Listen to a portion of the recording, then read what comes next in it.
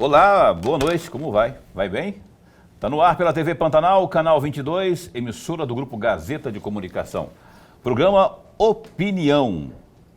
Que a partir desse instante vai com você aí até às 8h30, como sempre, né? E hoje, uma sexta-feira, cá estamos ao vivo com mais um programa Opinião para você, sempre com informações importantíssimas, não é? Que lhe dizem respeito direta ou indiretamente. Vamos falar de segurança pública, mais especialmente sobre criança. Você sabe que existem muitos crimes, muitos abusos.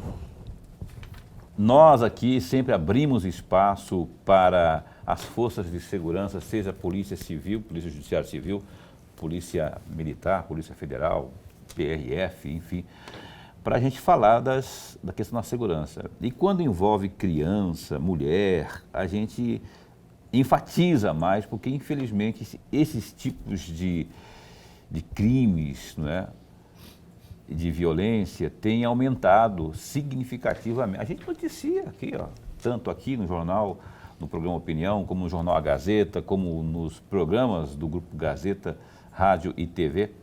E hoje está a postos com a gente aqui, nesse mesmo sentido, nós vamos conversar com o delegado adjunto que está a postos nesse momento aqui, lá da Delegacia Especializada de Defesa dos Direitos da Criança e do Adolescente, que é a DEDICA, né, de Cuiabá, Alexandre da Silva Nazaré. Com o doutor Alexandre, a gente vai, então, esmiuçar alguns assuntos importantes, casos de estupro, enfim, todo tipo de abuso e violência contra a criança, a gente vai estar aqui abordando durante essa próxima 1 hora. Combinado? Então tá, fique à vontade. Se você tem alguma dúvida, alguma sugestão, alguma pergunta, 99932-2529, está aí no rodapé, é o WhatsApp do Opinião para você interagir conosco aqui e vamos estar repassando aqui ao nosso convidado para que ele possa responder.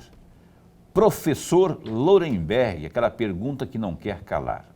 Como vai? Vai bem? Muitíssimo bem. Passei a semana toda bem, firme, né? Muito bem. Está encerrando bem. Começou bem, tem que estar encerrando bem. Eu estou em boa apesar companhia. Do calor, apesar do calor, né? Apesar do calor, apesar das queimadas, que está cada vez pior. Vixe, abafado demais, né, rapaz? Olha, eu fico imaginando exatamente quem tem asma, bronquite, sinusite. Quem tem essas questões sofrem muito. Ainda mais porque em casa dificilmente você consegue conviver, viver, né? Ficar sem ar-condicionado ou ventilador e principalmente sem água gelada, né? Exatamente. E quem tem esses problemas aí geralmente evita, né? Ar-condicionado, por exemplo. Porque passa muita dificuldade, Paulo. E a gente não está falando de criança, não está falando de pessoas obesas, que também sofrem e sofrem muito. E os idosos também. Os idosos também. Então, é a situação que vivemos. Aliás, nós já deveríamos estar acostumados com isso e diminuir o índice da queimada. Exatamente nesse momento. Mas parece que quanto mais as pessoas falam, mais se comete essa situação toda, ou se cria essa situação toda. Você pode denunciar, viu? Se estamos no período proibitivo, denuncia aí, vai lá no 190, no 193, que é lá no Corpo de Bombeiros, enfim, dá um Google aí e você vai achar uma forma de denunciar. Vamos até providenciar para a próxima semana ou o Corpo de Bombeiros, alguém lá da SEMA, para que a gente possa estar abordando isso como forma de orientação a você, né? Inclusive, o Corpo de Bombeiros tem até mais interessante porque, no caso, como agir, como eu falei agora há pouco da água, né?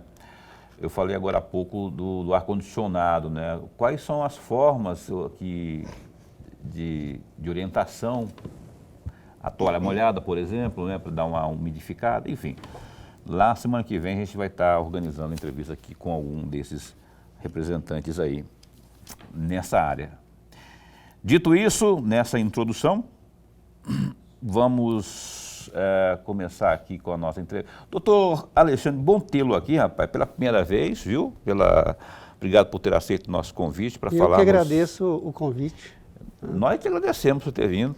Porque falar de criança e adolescente, dar publicidade a assuntos tão sensíveis como esses, é tratar de prevenir que o crime aconteça.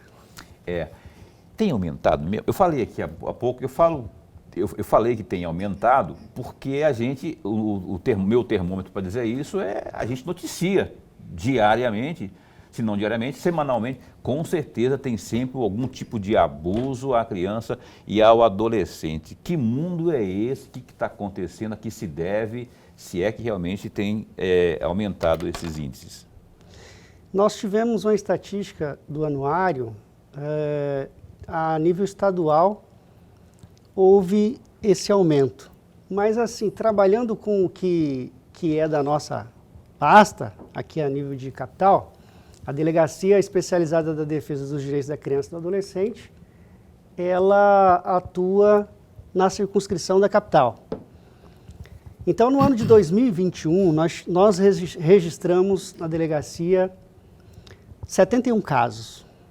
Isso autuado em inquérito policial. 21, você está falando? 71 casos em Mas 2021. 2021. Em 2022, nós autuamos em inquérito policial 54 casos. Uma pequena queda. Então, nós tivemos uma queda de 2021 para 2022 na capital de 24%. Neste ano, 2023, desde o dia 1º de janeiro até o dia 31 de julho, nós temos autuados 25 Olha inquéritos policiais. Nós estamos falando só do crime de estupro de vulneráveis. Estupro? Eu estava achando que era todo tipo de violência contra... Nós estamos falando só do crime de estupro de vulneráveis. Quantos até agora, em 23? 25 casos registrados na Delegacia Especializada da Defesa da Criança de Cuiabá, da Defesa da Criança e do Adolescente. Acabamos de passar metade do campo, metade do jogo. O jogo de 95 minutos, já passamos metade do ano já. E já tem esse número, essa enormidade. A que se deve isso, doutor? O que está acontecendo? Que desajuste é esse aí, meu Deus do céu? Que está acontecendo, que leva... Eu estava achando que estava falando de violência, abusos, mais variados tipos. E está falando de estupro de vulneráveis. E nós estamos falando de números de casos que chegaram ao conhecimento da polícia. Que foram denunciados e que chegaram... Que foram notificados. Fato é que muitos outros casos não chegam ao conhecimento da polícia. Isso nós chamamos no direito criminal, na criminologia, de cifras negras. Aqueles casos que ocorrem e que por um motivo ou outro, seja por medo de levar ao conhecimento da polícia, medo do agressor, né? Leva ao conhecimento da polícia e sofre uma retaliação do agressor. Seja porque não quer que o fato chegue ao conhecimento da polícia para proteger o agressor, e exemplo disso nós temos a mãe, que para proteger o padrasto, o esposo, não leva ao conhecimento da polícia. Esses casos acontecem. E daí nós temos uma subnotificação. Os casos que foram autuados, os 71 de 2021, 54 de 2022 e os 25 do ano de 2023, são casos que foram notificados e chegaram ao conhecimento da polícia. Por que é importante lembrar disso? Porque a população precisa saber que não são todos os casos que a polícia tem conhecimento. E daí, eu falava anteontem, na tribuna, de um tripé de proteção dos direitos da criança e do adolescente que o Constituinte cunhou em 1988, quando era a nossa Carta Constitucional. Então ele disse lá, ó, que é dever da família, é dever da sociedade e é dever do poder público. Então o dever ele é tríplice. E quando a gente fala que a comunidade não leva, porque às vezes a mãe não quer levar o conhecimento, mas o vizinho sabe do caso e não leva. E ele deixa de cumprir com um dever constitucional que é da comunidade levar o fato ao conhecimento da polícia. Por isso, a importância de que a comunidade saiba que ela também tem um dever de que o fato chegue ao conhecimento da polícia para que seja investigado. Antes de passar para o meu amigo Lorenberg, eu falei denunciar, o senhor falou notificar. É a mesma coisa ou não é a mesma coisa? Porque linguagem jornalística a gente usa sempre o termo denuncie. eu não vou falar, ó, notifique a polícia. Geralmente a gente fala denuncie. Tem diferença Sim, técnica? o termo, tecnicamente falando, a sociedade ela noticia o fato à polícia. A polícia investiga e indicia. E quem denuncia é o órgão de acusação, o Ministério Público. Então, a expressão denunciar, o verbo denunciar, seria mais tecnicamente correto deixar para que o Ministério Público, que é o titular da ação penal, utilizasse. Mas deixa eu falar durante o programa hoje, denunciar, porque tanto que tem um disco que denúncia, tem não sei o que, já ficou popular. Para as pessoas captarem mais, isso que ele falou é verdade, gente. É responsabilidade de todo mundo, da comunidade também. E vamos esmiuçar mais daqui a pouco. Vou chamar o Lorenberg para a participação dele aqui agora, mas daqui a pouco eu quero esmiuçar mais isso aí, sobre aquela coisa, né, de se o pai ou se a mãe não notifica, não noticia ou se não denuncia, por que eu, vizinho, vou denunciar? Então, eu queria que daqui a pouquinho ele desse, o doutor falar sobre isso, mas eu quero chamar o Lorenberg antes para... Delegado, antes de mais nada, registrar nossa alegria, mas a alegria mesmo de tê-lo aqui, nesse nosso bate-papo, vai ajudar, eu não tenho dúvida nenhuma, já está ajudando professor. O amigo telespectador. Delegado, eu vou fugir um pouco desse tema, mas na frente eu vou voltar a ele, porque ele é imprescindível à nossa conversa. Mas eu gostaria eu tenho aqui uns 4 assuntos que eu gostaria muito de ouvi-lo. Sim. E o primeiro deles, eu tenho alguns dados aqui, se esses dados não baterem, o senhor, por favor, me corrija sempre, até para ajudar o amigo telespectador. O senhor esteve na PM durante 8 anos, na Polícia Rodoviária Federal por 7 anos. Correto. E na Polícia Civil agora, a partir de 2017, atuou na Regional de Juína, trabalhando nas delegacias de Aripuanã e Colniza, foi para a Regional de Cáceres, na Delegacia de Mirassol do Oeste e na Delegacia de Pontes de Lacerda. Depois foi para a Delegacia de Chapada, perfeito, em 2020. E aí eu faço a minha pergunta, exatamente nessa direção. O senhor tem aí mais de 6 anos de serviço como delegado. Em Conilza, é aí que está o foco da minha questão, delegado. O senhor ajudou a solucionar o caso do assassinato de uma adolescente que foi estuprada e teve um corpo enterrado no lixão. Eu gostaria muito de ouvi-lo a respeito desse caso, se for possível. Se o senhor não estiver confortável... Sim, com certeza. Vamos falar. Na ocasião, eu era delegado titular da delegacia de Aripuanã, que é a cidade circunvizinha ali, a cidade de Colniza. O delegado de Colniza estava de férias e eu respondia à distância pela delegacia de Colniza. Então, quando eu recebi o boletim de ocorrência, dando conta de que da hediondez desse crime de estupro de vulnerável, eu me desloquei até a cidade de Colniza e autuei o caso em inquérito policial. E nós começamos as diligências, requisitamos perícias, inquirimos diversas testemunhas indiretas, aquelas que não viram, né, mas de algum modo tomaram conhecimento do fato.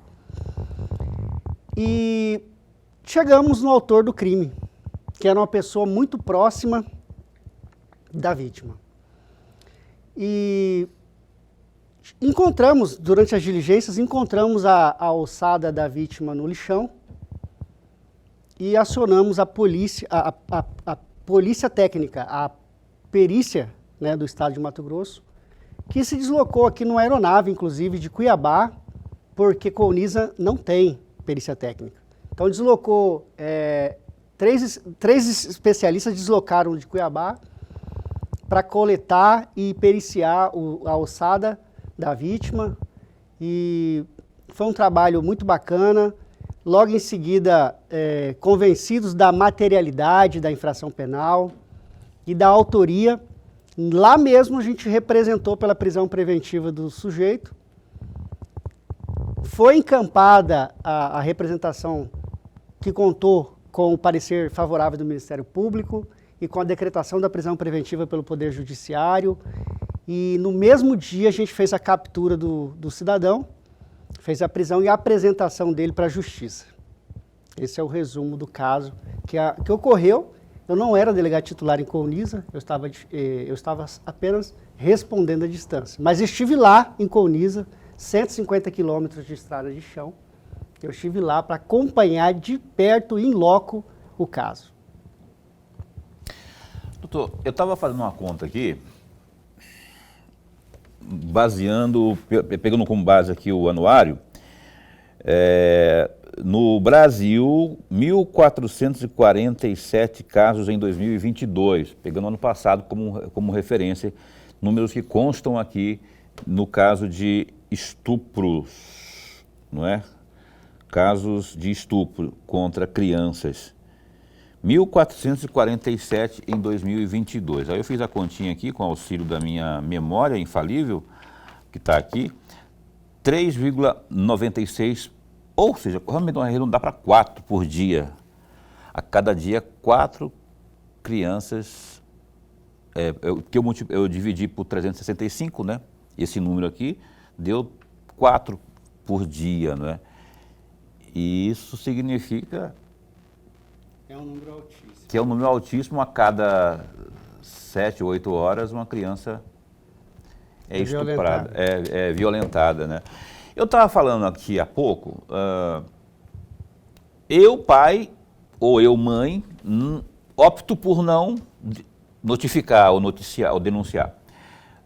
Mas o Lorenberg, que é o vizinho aqui, ele está vendo os abusos. Ele é parte da comunidade, que o senhor falou aí. Sim.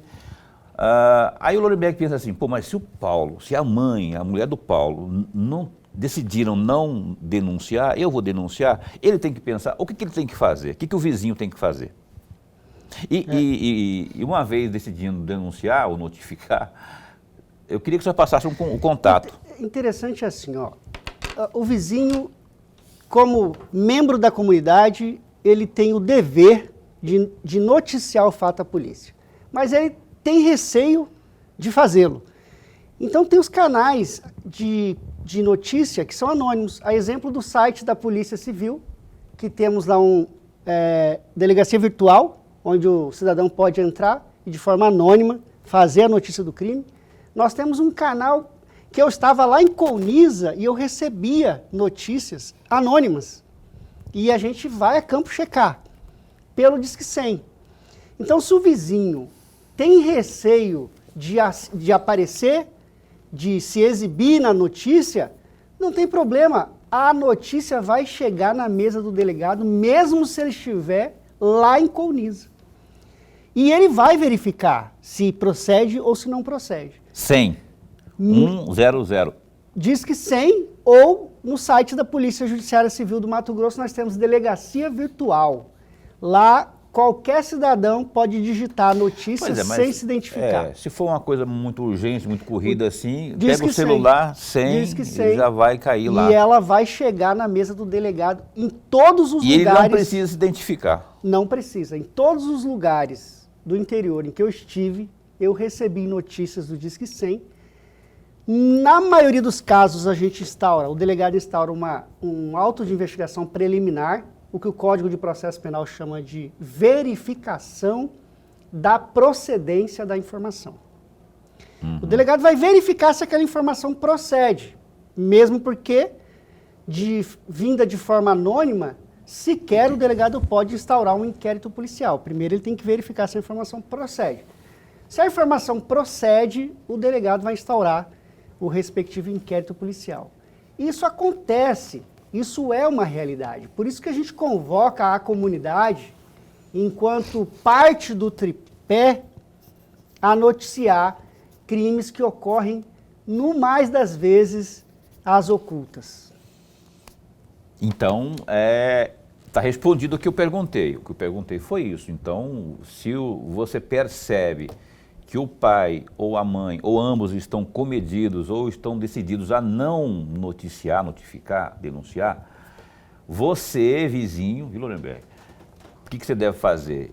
Pega o seu celular, disca 100, faça a denúncia, vai chegar, o delegado está dizendo aqui, o doutor Alexandre está dizendo que vai chegar lá na mesa dele, do delegado de plano, do delegado Se o fato for de Cuiabá, nós aqui em Cuiabá, na DEDICA, teremos acesso. E se for lá em Colniza, aproveitando que o professor...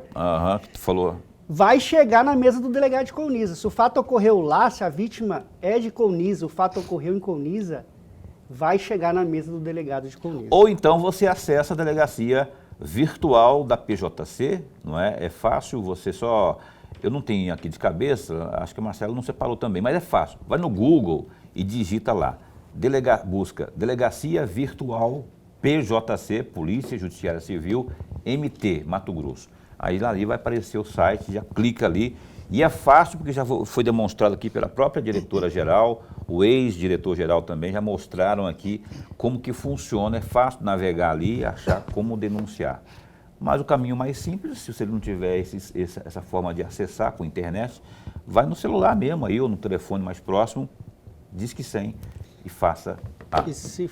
Se for, Paulo, uma situação flagrancial, o cidadão pode ligar o 97 ou 190, que a polícia vai fazer a condução do suspeito, e inclusive da vítima e seus familiares para a delegacia, para o procedimento flagrancial.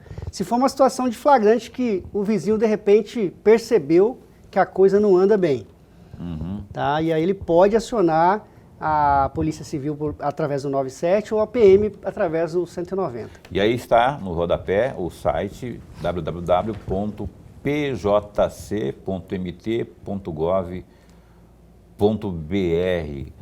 Ali, esse é o site, você vai conseguir acessar. É fácil de navegar e é fácil também de achar como fazer a notificação, a denúncia do caso aí. Beleza? A gente vai repetir daqui a pouco, inclusive o número do contato, as formas que você pode estar denunciando aí. Vamos para o intervalo comercial, só que antes tem um recado muito importante que é da Maxlog. Acompanhe. Olha, o meu recado é para você que está buscando um local para armazenar e estocar as suas mercadorias. Eu apresento a você a Maxlog, uma empresa que está no mercado há 10 anos e possui uma infraestrutura completa e segurança 24 horas.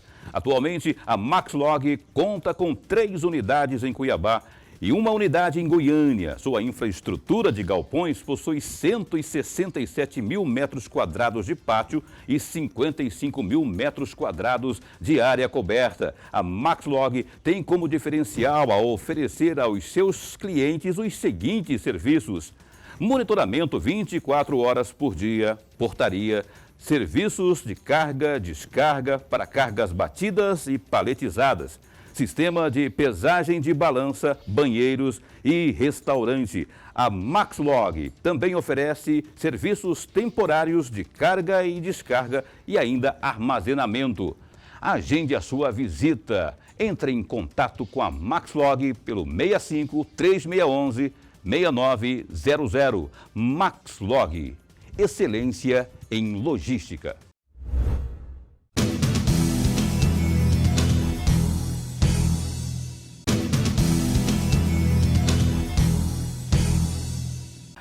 Olha só, estamos de volta aqui com o programa Opinião, ao vivo, tá? Temos aqui a mesa, aqui neste bate-papo com a gente aqui, o doutor Alexandre da Silva Nazaré, delegado de polícia, que está aqui pela DEDICA, que é a Delegacia Especializada de Defesa dos Direitos da Criança e do Adolescente. Antes de seguirmos, vamos aos destaques do Gazeta Digital, que está cheio, recheado de novidades aí. Olha só, a Justiça acolheu o pedido da defesa da vereadora Edna Sampaio, feito pelo advogado Juliette Sebastião da Silva, e suspendeu todo o processo de cassação da parlamentar na Câmara de Vereadores de Cuiabá. As informações foram confirmadas pelo jurista Julier ao Gazeta Digital na tarde desta sexta de 18.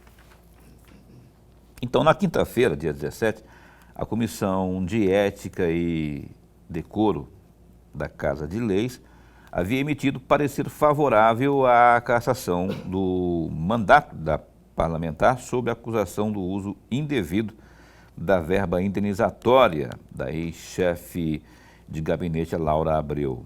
Contudo, hoje a Justiça decidiu por suspender todos os andamentos do processo. Abre aspas. Ademais, constata-se um certo atropelo no rito processual ao ouvir as testemunhas antes mesmo de se oportunizar a parte impetrante de indicar as provas que pretendia produzir. À vista do exposto, eu defiro a liminar vindicada para determinar a suspensão do PAD número 22.704/2023 até o julgamento do mérito do presente mandamos. Cumpra-se a liminar expedindo-se com urgência o necessário, inclusive através de ofício plantonista, fecha aspas, diz então a decisão. Uma outra notícia que tem aqui, ó, no Gazeta Digital que a gente separou para você, o prefeito de Cuiabá, Emanuel Pinheiro, do MDB, afirmou que a saúde de Cuiabá é uma irresponsabilidade do Estado. O comentário diz respeito à falta de vagas no Centro Integrado de Assistência Psicossocial, o Adalto Botelho, que negou a internação ao ex-policial militar Almir Monteiro dos Reis, de 49 anos, por falta de vaga. O homem acusado de matar a advogada Cristiane Castrilon da Fonseca, de 48 anos, asfixiada.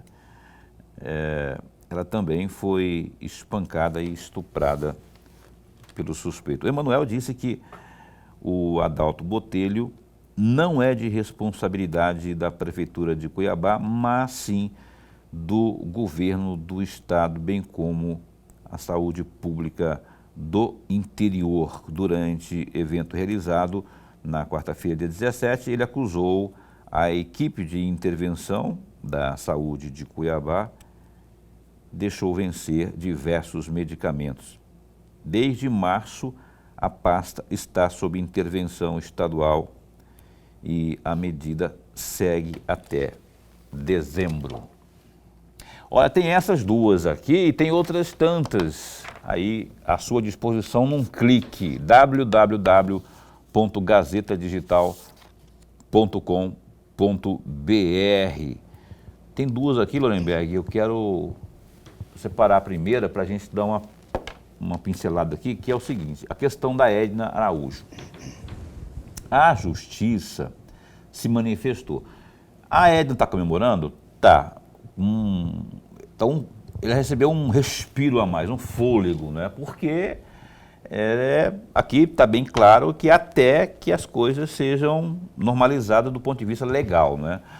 Ou seja, eles podem fazer essas correções que o juiz apontou aqui e retomar aí de uma outra forma, porque eles não vão, na minha opinião, pelo que eu estou observando aí, pelo andar da carruagem, eles não vão desistir desse objetivo deles, que é caçar a Edna. Eu estou vendo muita política nessa coisa toda.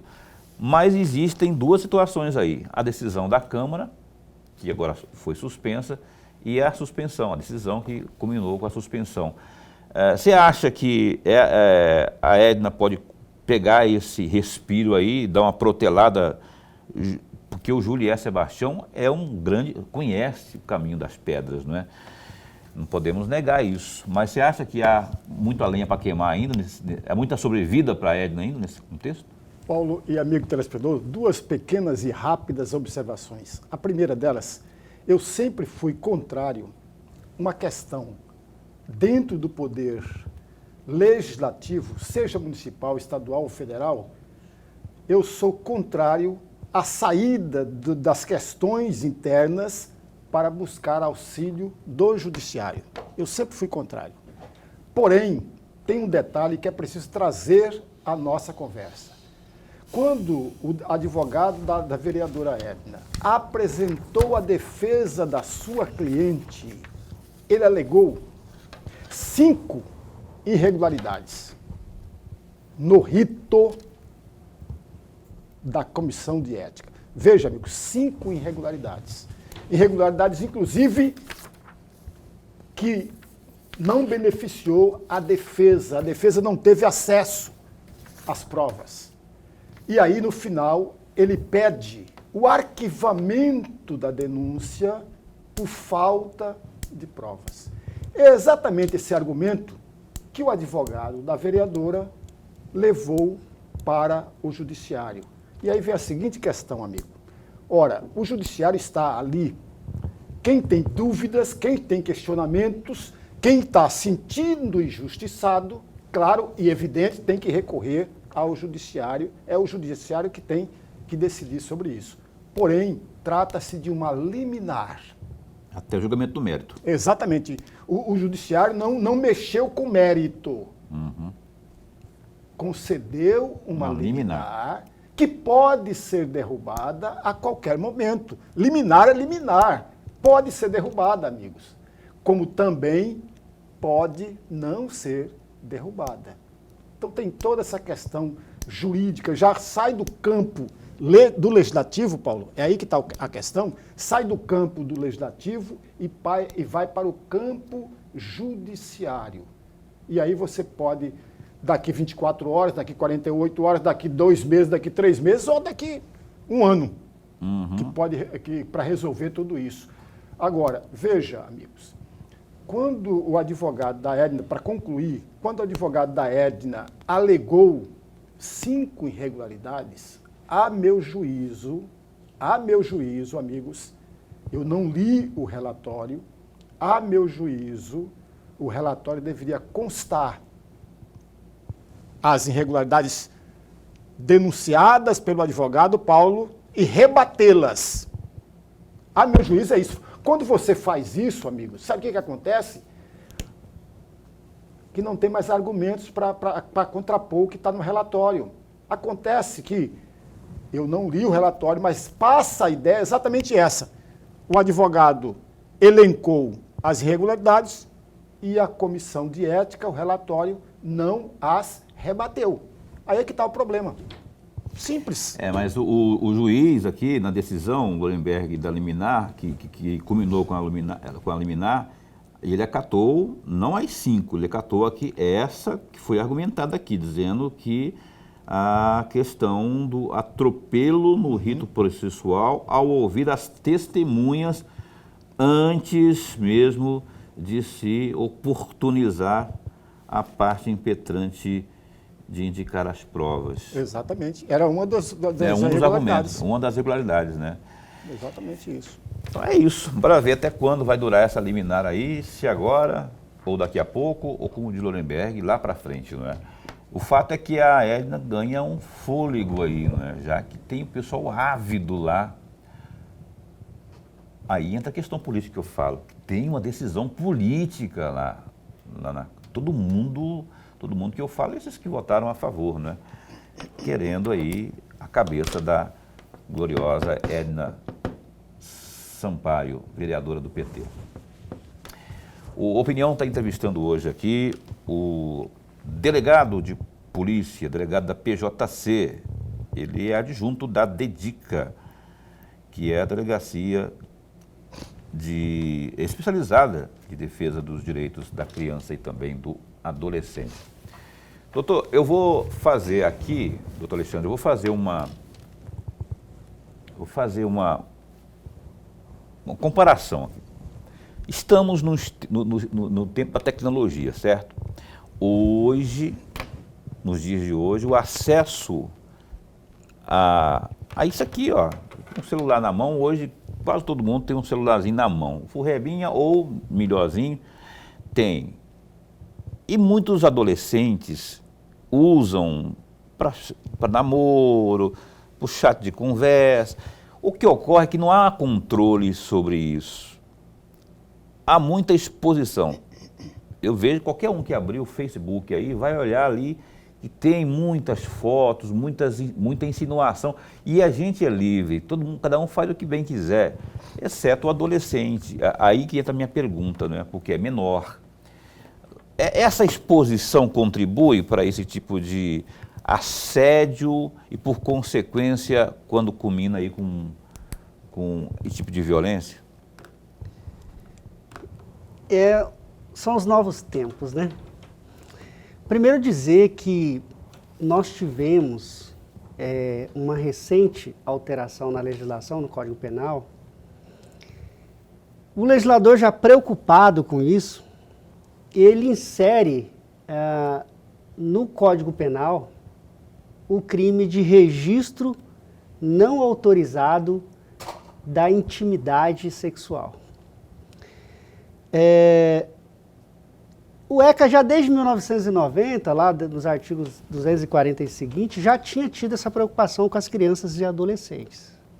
Então nós temos lá no Código, no Estatuto da Criança, crimes que desde o registro da comercialização das fotografias e vídeos até a divulgação são penalizados com penas mais severas, com penas que variam lá de 4 a 8 anos, no Estatuto da Criança. E agora um pouco mais preocupado com, depois daquele evento com a atriz Carolina Dickmann, né? Que vai ter uma lei no nome dela, né? O legislador alterou o Código Penal e incluiu o registro não autorizado de fotografia e a divulgação não autorizada. Porque é fato que o estupro de vulnerável, ele é um crime que ocorre em regra quando a vítima quando a vítima é menor de 14 anos. Eu digo em regra porque depois da balada, em que geralmente os homens saem com o carro cheio de adolescentes, menores de 18 anos, as levam para uma casa, um hotel, ou mesmo um motel, e as embriagam ou dá alguma droga capaz de atrapalhar a manifestação de vontade da vítima, e com ela mantém relação sexual embriagada, sem condições de definir a sua vontade. Isso é estupro. De manifestar a sua vontade, ainda que ela não seja menor de 14 anos, mas está em condições de que ela não possui ali uma consciência para definir sobre a relação sexual, isso também é estupro de vulnerável, ainda que ela seja maior de 14, menor de 18 anos. E isso é importante, que eu perguntei, isso é estupro, porque por mais que ela não esteja oferecendo resistência ali, ela é menor. Ela é menor. Por mais que ela não esteja oferecendo resistência, vão para a balada, bebem, e aí vão para um lugar mais reservado. Mesmo que não esteja oferecendo resistência, é estupro porque elas estão sendo manipuladas, o consciente dela está sendo... Porque a manifestação de vontade da vítima está viciada. Há um vício na manifestação de vontade daquela pessoa que está dopada, sob efeito de droga, do álcool. Manipulado, né? Exatamente. Esse vício altera completamente o poder da vítima de manifestar acerca da relação sexual. Tá vendo? Você que está em esse hábito aí, que nem disse o doutor aqui, de fazer as festinhas aí, fique atento, fique ligado, porque isso é crime, é estupro de vulnerável. Lorenberg. Delegado, eu vou pegar uma frase do senhor no primeiro bloco, quando o senhor falava dos números, que são assustadores. Você falou em 2021, 72 casos de estupro. Não é de violência geral, como o Paulo imaginou, e eu também imaginei que fosse. Em 2022, 54. E em 2023, 25 casos até agora. E aí vem a minha pergunta, que mais é um pedido de reflexão, delegado. Nesse período todo de números assustadores, o senhor deparou de uma denúncia falsa, que não foi de fato que aconteceu ou não? O doutor vai responder a essa pergunta do Lorenberg, essa provocação do Lorenberg, e após o intervalo comercial a gente volta num instante só.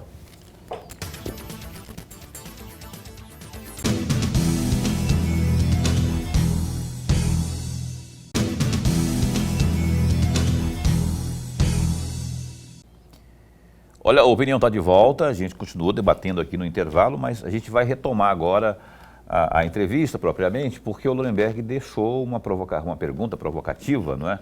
No bloco anterior. O senhor lembra da pergunta? Então, esteja bem à vontade aí para responder. Há casos em que a mãe, geralmente, eu vou me referir aqui a aquilo que é contumaz, que nós deparamos na delegacia de polícia, em que a mãe, após o divórcio ou a separação, quer utilizar a polícia para, de algum modo, retalhar o ex-marido. E daí ela utiliza quem? Ela utiliza a filha como objeto de manipulação. Então, quando isso acontece, o primeiro ato registrado na delegacia de polícia é o boletim de ocorrência. Na sequência, a criança manipulada, ela é levada para um núcleo de atendimento psicossocial que nós temos na Delegacia Especializada da Criança e do Adolescente. Esse núcleo de atendimento psicossocial, ele é formado por 2 profissionais da psicologia e 2 profissionais da assistência social, cuja finalidade dessa equipe multidisciplinar é colher, é fazer a escuta especializada da criança, nos termos da Lei do Depoimento Sem Dano de 2017. Ocorre que, por que não é o escrivão de polícia que faz a oitiva? Porque o escrivão de polícia não é psicólogo nem assistente social. E nessa hora, a colheita do depoimento, a veracidade do depoimento da criança vai ser melhor interpretado se diante de um profissional da psicologia ou da assistência social. Então, ali, a gente já começa a investigação sobre o depoimento da criança supostamente vítima de violência. E o psicólogo, o assistente social, vão notar alguma contradição no depoimento da criança. E vão colocar isso num relatório psicossocial que vai instruir o inquérito policial. Para além disso, a criança é submetida a um exame de corpo de delito junto à perícia técnica, que certamente o resultado vai ser negativo para a conjunção carnal ou ato libidinoso diverso da conjunção carnal. E não satisfeito, o delegado que preside um inquérito desse, em que há uma falsa comunicação de crime, vai requisitar a oitiva de todas as pessoas da família e daquelas que, de algum modo, seja por questões de vizinhança, de parentesco, tenha contato com a vítima. Ao final, verificando que as informações são contraditórias e que elas não procedem para a prática de crime de violência sexual, o delegado sugere ao Ministério Público o arquivamento do inquérito policial em relação ao crime de estupro de vulnerável. E no mesmo relatório ele indicia a mãe por denunciação caluniosa, que é fazer instaurar inquérito policial de um fato que não é verdadeiro. Estou olhando aqui uns dados, rapaz. Só que antes, eu tenho aqui algo que eu separei aqui, mas eu vou fazer uma pergunta que eu estava aqui matutando enquanto o senhor falava. Que tipo de orientação que o senhor pode, não é nem uma pergunta, é um pedido, né? Orientação que o senhor pode passar aos pais, às mães, a família como um todo, né? No seguinte sentido. Eu, por exemplo, eu tenho um casal de filhos, já são adolescentes e tudo. Mas a minha filha, por exemplo, eu nunca, está com 18 anos agora, nunca dei banho nela. E sempre orientei que ninguém, nenhum outro homem, fosse tio, parentes, né? Porque essa coisa, tio, próximo, padrasto, tivesse qualquer intimidade com o corpo dela, qualquer proximidade com o corpo. E eu falava isso, não é? A mãe a avó dá banho e tal, ela mesma se lavava. Mas que tipo de orientação? Porque isso pode ser coisa da minha cabeça, super protecionismo, né? É uma forma que eu achei para educar minha filha, de não permitir isso, e quando se alguém insistisse que ela falasse. Que tipo de orientação que o senhor daria para a família nesse sentido? E procede que o maior número de casos é envolvendo padrastos? Oh, meu Deus do céu. Envolve o marido da mãe que não é o pai dela? Só para trocar o padrasto, né? Sim, então, mais de 90% dos casos de estupro de vulnerável, o autor conhece a vítima. O autor é uma pessoa muito próxima da vítima. Geralmente, e aqui não há preconceito nem discriminação com padrastos, com avós e vizinhos. Mas essas pessoas formam um número muito alto de autores nos inquéritos policiais da DEDICA dos crimes de estupro de vulnerável. Então, é interessante que a mãe, diante de um novo relacionamento, com uma pessoa estranha à criança ou adolescente, que ela tenha uma prudência mais aguçada no sentido de acompanhar os banhos da filha, de dialogar com a criança, de ouvi-la, porque um dos direitos da criança e adolescente previsto no Estatuto da Criança é o direito à informação. Então é preciso que haja esse diálogo entre pais e filho. Porque olha só que interessante, além da questão da mãe acompanhar, seja durante o banho, ou seja o pai com o diálogo, é importantíssimo a atenção dispensada à criança, seja no seio familiar ou seja no seio da comunidade.